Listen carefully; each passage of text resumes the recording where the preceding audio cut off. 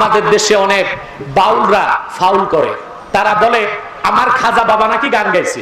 গান গাইছিল খাজা জৈদি, আকাশটা কাঁপছিল কেন, জমিনটা নাচছিল কেন, বরফের থামছিল কেন, সেই দিন গান গাইছিল খাজা জৈদি। ওরে ধরো, দুই হাত বাঁধো, মাথার চুলগুলি চাষো, তালুর মাঝখানে সুপারি রাইখা কাঠের খরম দিয়া 10টা বাড়ি লাগা। আল্লাহর দনেরা সুলকে দিয়া গেলেন আল্লাহ গায়েব হইয়া, আল্লাহর দনেরা সুলকে দিয়া গেলেন আল্লাহ গায়েব হইয়া, রাসূলের ধন খাজা পাইয়া, রাসূলের ধন খাজা পাইয়া, শুইয়া আছে আজ ফিরে কেউ ফিরে না, খালি হাতে খাজা তোমার দরবারে। এসব বাজারি ভণ্ড বক্তারা মানুষকে মুশরিক বানায়, কাফের বানায়, বেদাতি বানায়।